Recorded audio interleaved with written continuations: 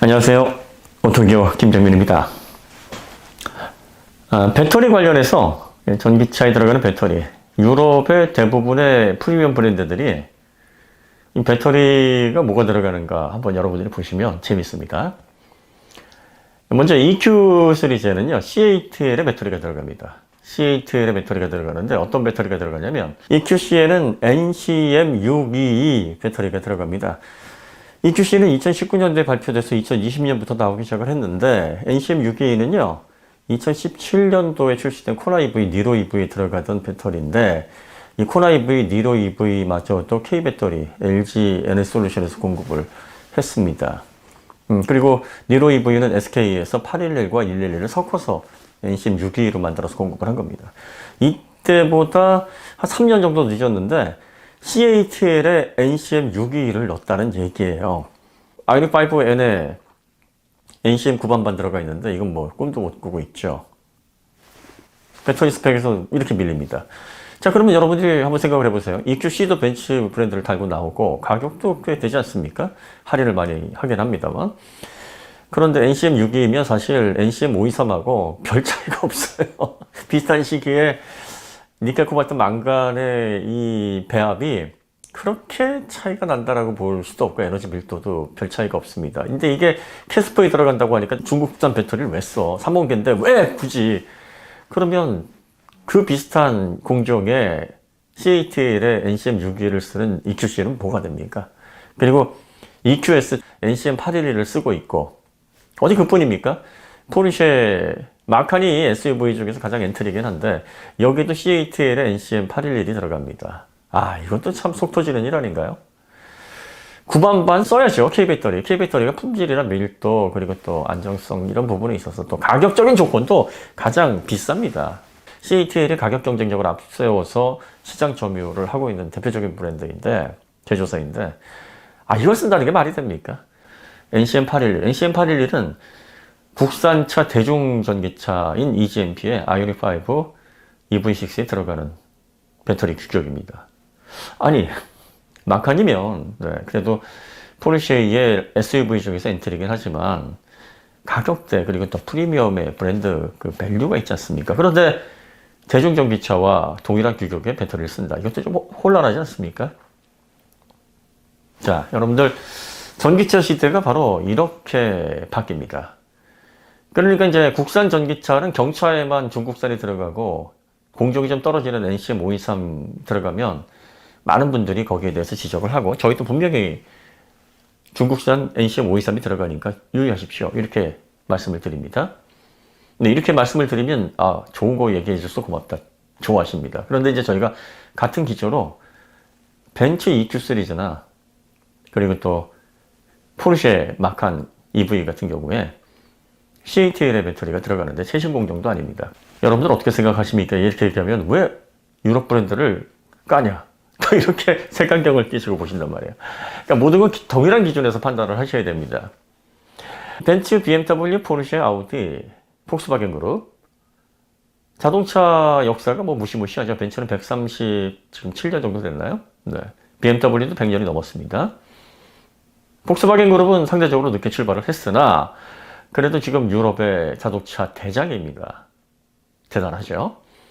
그런데 이런 기업들이 그동안 각광을 받았던 이유가 엔진 부분에 있어서 정말 탁월한 기술을 가지고 있었고 누구도 따라올 수 없을 만큼의 결과물을 보여줬기 때문이고 벤츠 같은 경우에는 변속기도 정말 잘 만들어냈습니다. BMW와 폭스바겐 그룹은 변속기는 사와서 썼습니다만 워낙 엔진을 잘 만드니까 변속기 최고의 벤더들과 붙어서 그 엔진에 맞는 포텐셜을 가장 적극적으로 최대한 끌어올릴 수 있는 최고 수준의 변속기를 또 납품을 받았거든요.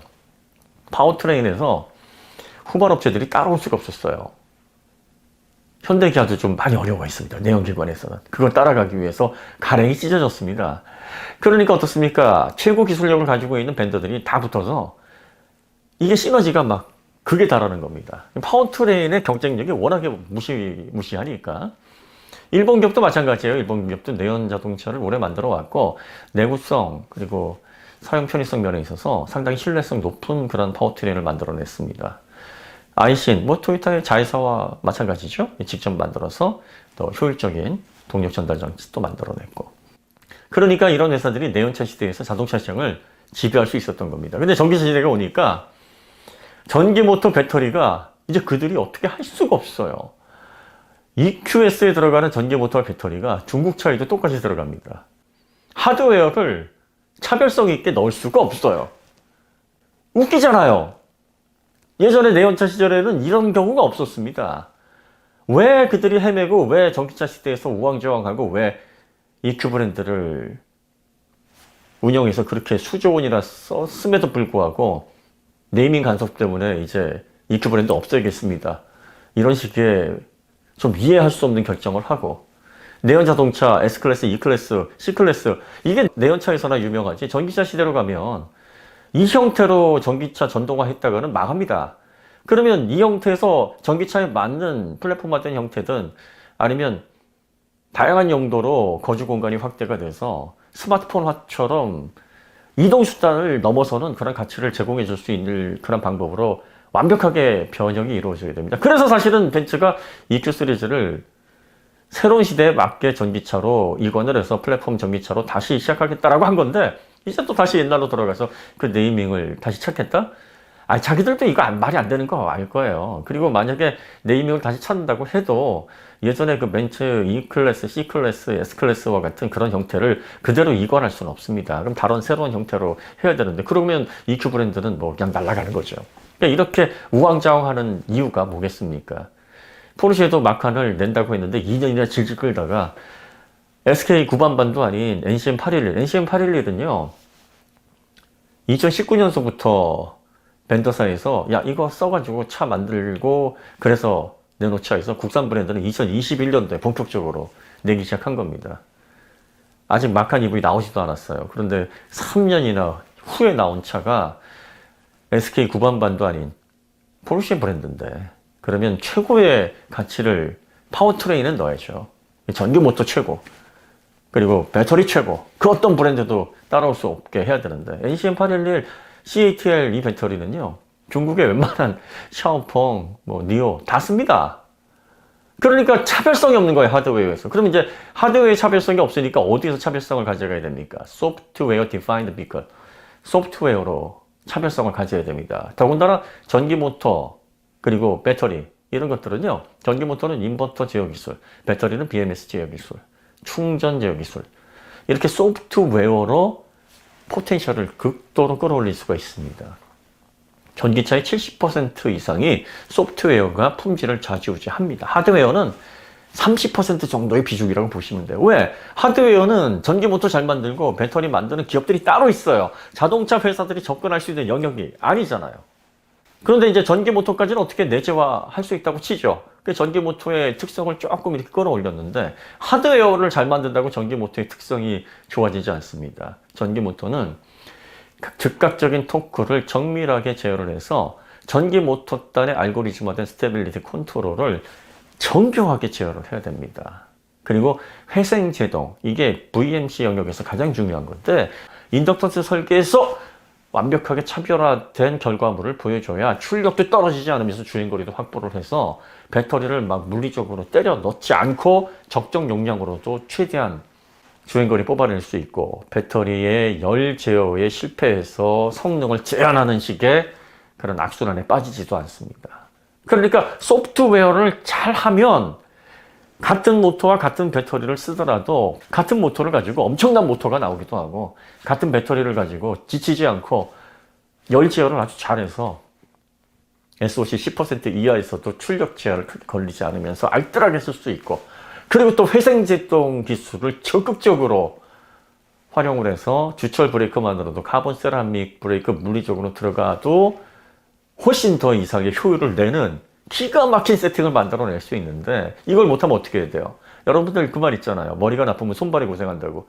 전기전자 제어, 소프트웨어로 자동차의 파워트레인의 완성도를 극한으로 올려야 되는데 이 기술이 없으니까 용량, 배터리 용량으로 때려받고 그리고 브레이크는 카본 세라믹으로 그 비싼 거 바르고 서스펜션은 어떻습니까? 전기 모터 각각 붙여가지고 사실 이게 좋은 기술이긴 한데 대중화시키기가 정말 어려운 기술이고 각각의 4개 서스펜션에 전기 모터 달고 에어 서스펜션 달고 야, 이거 비용 나오겠습니까? 그리고 또 교체할 때 얼마나 비싸겠습니까? 그러니까 그 기술이 갖추고 있는 기술적인 난이도라든지 또 그게 보여주는 퍼포먼스는 훌륭할 것 같은데 결과적으로 이걸 대중화해서 많은 사람들에게 경험을 할 수 있게 하는 자동차 산업에서 가장 중요한 건 포디즘 같이 대중화를 통해서 널리 퍼뜨리는 건데 값싼 비용으로 그게 어렵다는 겁니다. 그러니까 가장 근본적으로 전기 모터 제어를 통해서 전기 모터의 강력한 토크, 즉각적인 토크로 이루어지는 스테빌리티 컨트롤을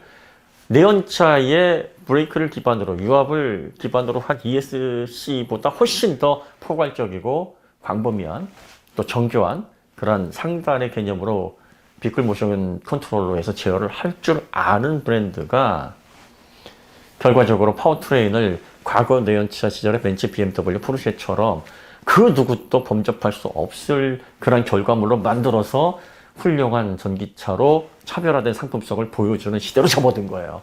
그러니까 이걸 할 줄 알아야 과거에 우리가 M, AMG 그리고 포르쉐 911에 들어가 있는 그 수평대항 엔진 뭐 이런 작품들이 나오는 겁니다. 독일 기업들, 유럽 기업들 그리고 일본 기업들이 전기차에서 이걸 못해요. 이걸 못하니까 하드웨어는 똑같이 써야 되는데 이걸 포텐셜을 극적으로 최대한 끌어올릴 수 있는 전기전자 제어가 그 기술이 없으니까 어떻습니까? 그들이 선보이는 전기차가 별 볼 일이 없는 겁니다. 대중전기차로 가격을 낮춘 전기차는 품질이 비교할 수 없을 만큼 떨어지고 그리고 그나마 머리 나쁘면 손발이 고생하는 식으로 좋은 부품 막 때려놓고 카본 세라믹 브레이크 때려놓고 막 에어 서스펜션 때려놓고 배터리도 용량으로 막 때려놓고 드래그 코에피션트 막 극한으로 해서 물방개처럼 만들고 이러면 겨우겨우 프리미엄 모델은 그래 우리가 주행거리 이만큼 해놨고 그리고 나서 뭐 내부도 가죽 딱 떡칠해놨고 앰비언트 라이트로 그냥 모니터도 막 하이퍼 스크린 같이 이렇게 해서 막 인상적으로 집어 이렇게 해서 표를 내게 겨우겨우 이 정도 그래도 우리도 할 만큼 했다 어때 타보니까 다르지 하고 해서 순간적으로 사람들에게 야 그래도 벤츠가 이 정도 한 건 잘한 거 아니냐라는 신용을 할 수 있는 그 수준밖에 안 되는 겁니다. 그러니까 자동차 전문가들이 보기에 이런 기술적인 포인트나 차별화된 결과물들의 가치를 평가를 해보니 아니 그 4천, 5천 정도 되는 아이오닉5에 그냥 다 나가 떨어지는 거예요. 막 고급 부분들로 떡칠을 했던 차들이 막 다 어떻게 뭐 경쟁이 안 되는 겁니다. 그러니까 카즈닷컴 편집자 2년 연속으로 올해 차로 선정하는 그 소감을 이렇게 밝혔잖아요. 뭐 고민할 여지가 없더라. 너무나 당연하다. 네. 자, 그래서 여러분들이 이 전기차에 전기모터 잘 만들고 배터리 잘 만들어서 훌륭한 성능 그리고 또 차별화된 그런 가치의 전기차를 만들어내는 이 기업이 하드웨어를 잘 만든다 이렇게 착각하시면 안 됩니다. 이게 소프트웨어 기술이에요. 그래서 SDV, 소프트웨어 디파인드 비클 그걸 기반으로 한 VMC 국산 현대기아 기준으로 해서 그렇게 정의를 하는 겁니다. 그러니까 여러분들이 소프트웨어라고 하면 대부분 인포테인먼트 생각하고요. 통합 OS에서 뭐 화면 하나로 테슬라처럼 막 각각의 기능을 제어할 수 있고 뭐 이런 통합 제어 시스템 뭐 이런 것들을 생각하시는데 이것도 소프트웨어의 한 분야고요. 그리고 자율주행처럼 퓨전 센싱을 기반으로 해서 알고리즘화된 데이터를 스스로 경로를 찾아갈 수 있게 고도로 잘 짜여진 그런 소프트웨어로 주행 보조라든지 레벨 3 자율주행을 수행하는 거 이것도 소프트웨어의 한 영역이고 그리고 똑같은 모터와 배터리를 사용하되 그 배터리와 전기 모터의 조합, 인버터 그리고 BMS 그 외에 다양한 고속 충전 기술, 회생 제동 이러한 요소들이 시너지를 일으켜서 최고의 가치의 파워트레인을 갖춘 전기차로서 주행거리, 제동 안정성 그리고 또 열 제어, 성능을 극한까지 끌어내는 이러한 종합적인 완성도 이것도 소프트웨어 기술이에요. 하드웨어 기술이 아니에요.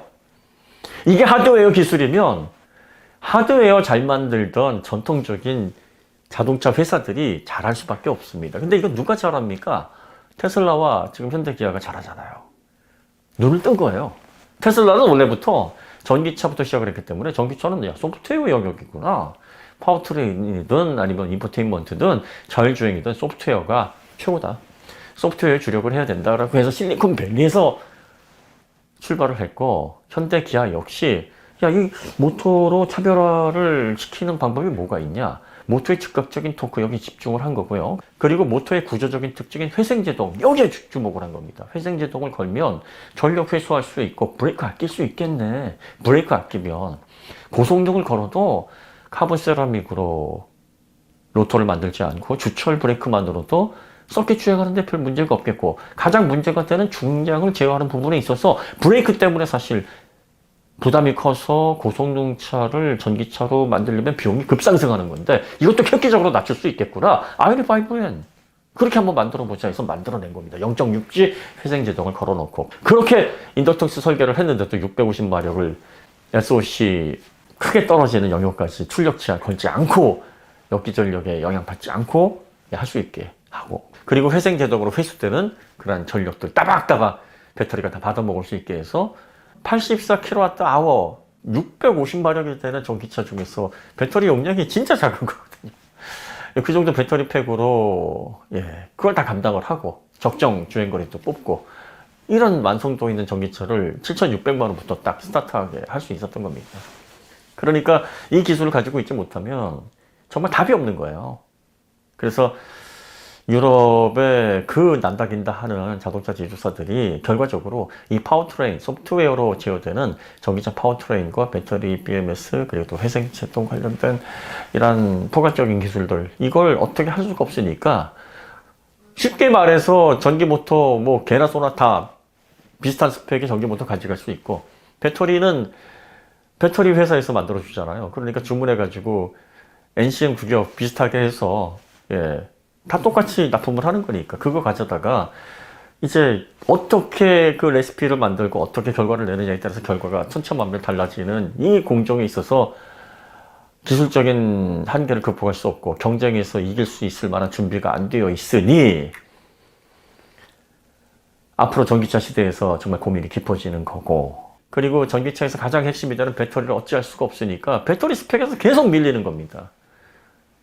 아니 뭐 1억도 안 되는 차에 들어가는 NCM 구반반을 왜 적용을 못 하겠습니까? 그리고 캐스퍼에 들어가도 대한민국 소비자들이 야, 이 그따위 배터리를 넣어서 하는데, 그런데 EQC, EQS, EQE 이런 모델들은 그렇게 엄하게 평가 안 하셨잖아요. 사실 도역을 한 10배는 먹어야 됩니다. 10배는. 그런데 이 부분에 대해서 동등한 잣대로 평가를 안 하니까 벤츠는 그래도 벤츠다. 배터리를 아무리 많이 때려 넣었든 많이 가잖아.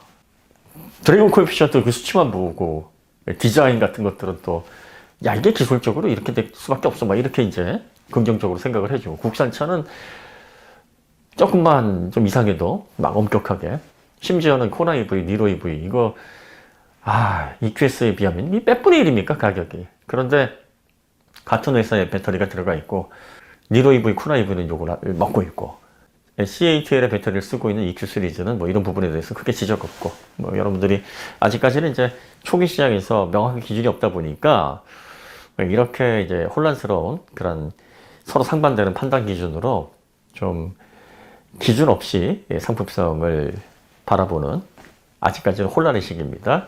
어쨌든 동일한 잣대와 동일한 기준으로 보시고, 그 다음에 하드웨어를 잘 만드는 그런 회사가 전기차 시대 지배하는 게 아닙니다. 전기차 품질이 우수한, 그래서 결과물이 훌륭해서 막 세계 5례차, 유럽 5례차 파워트레인 부분이나 활용도 면에 있어서 최고의 가치를 가지고 있다라고 하는 전기차는 소프트웨어 기술을 정말 잘하는 회사의 결과물입니다. 그러니까 소프트웨어가 여러 가지 종류 분야가 있는데 전기차의 완성도를 끌어올리는 소프트웨어 면에 있어서 정말 탁월한 기술을 가지고 있다, 이렇게 보시면 되고, 그걸 국산차가 정말 잘한다. 이제 국산차가 잘 못하라는 게 뭐예요? 자율주행 관련해 가지고 아직까지 성과를 보여주는 게 없으니까 그 부분에서 얼마나 잘할 것인가. 그 다음에 통합 OS, 이렇게 하려면 이제 시스템 반도체 같은 경우에 이제 차량용 반도체 성능을 다 높여야 되고, 제조 공정도 개선해야 되고, 그 다음에 크로스 도메인으로 보다 간소화된 도메인 컨트롤러도 바꿔야 되고, 통신 프로토콜도 개혁하고, 그리고 통합 OS 안정성이 있고 또 보안 성능이 뛰어난 오작동의 위험이 거의 없는 그런 완벽 가지는 않더라도 완벽에 가까운 그런 통합제어 방식으로 또 바뀌어야 되고, 이런 부분들이 이제 보완돼야 될 부분들이니까 그런 부분들을 우리가 지켜보면 되지 않을까 싶습니다. 자, 오늘 내용 여기서 마치도록 하고요. 다음에 더 좋은 콘텐츠로 찾아뵙겠습니다. 감사합니다.